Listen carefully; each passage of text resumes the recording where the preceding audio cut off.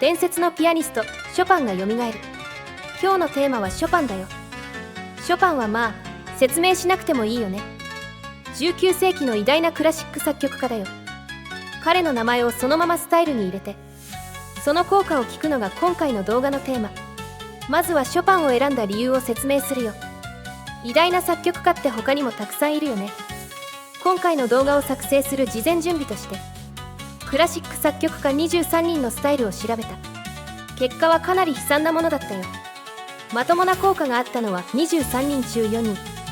詳細な結果はコミュニティ欄に書いたから、興味があったら後で読んでみてね。ショパンは23人中一番効果が高かった。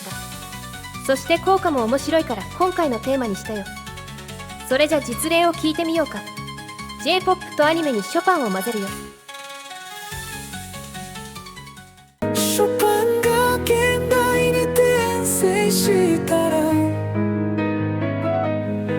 どんな音楽を紡ぐだろう。街の喧騒をかき消して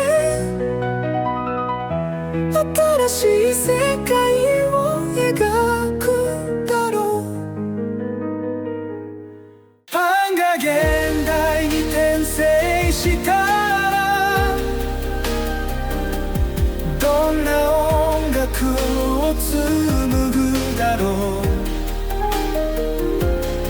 街の喧騒をかき消して新しい世界を描くだろう。ショパンが現代に転生したらどんな音楽を紡ぐだろう。街の喧騒をかき消して新しい世界を描くだろう。ショパンで現代に転生したらどんな音楽を紡ぐだろう。街の喧騒をかき消して新しい世界を描くだろう。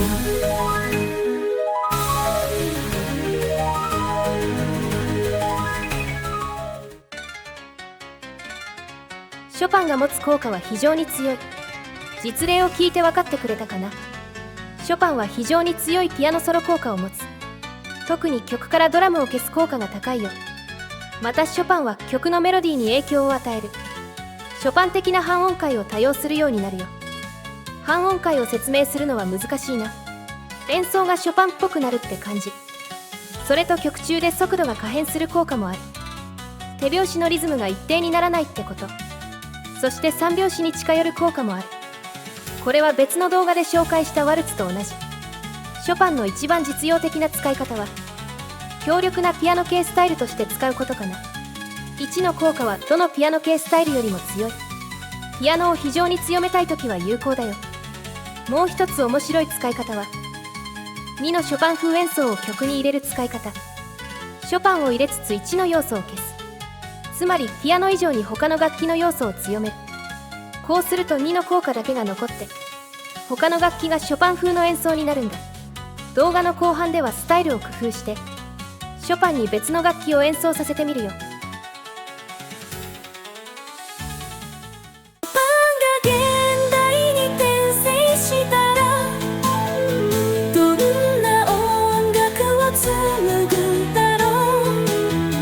街の喧騒をかき消して新しい世界を描くだろう。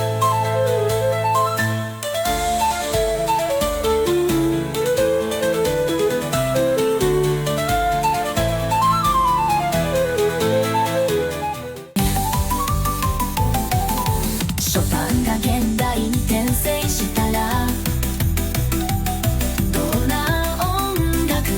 紡ぐだろう。街の喧騒をかき消して新しい世界を描くだろう。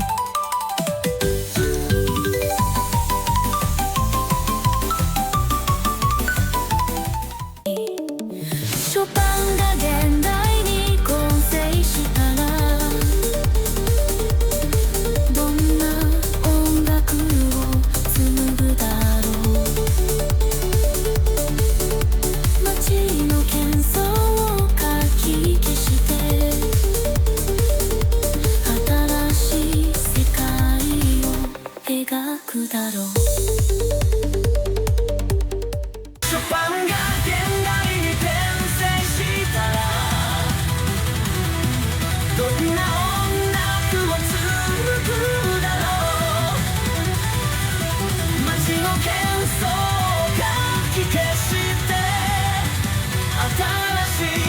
を描く楽だろ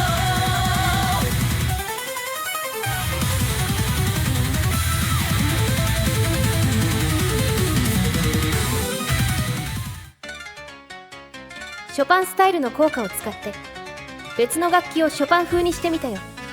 曲調や楽器を無視してメロディーだけを別の曲に入れられるスタイルは貴重なんだ。スタイルをかなり工夫する必要はある。でも魅力的なスタイルだとは思うな。レアな効果が多く効果量も非常に高い。だから癖が強くて使いにくいけど意外な場面で出番があるかもしれないね。いろいろと工夫して使ってみると面白いよ。それじゃまたね。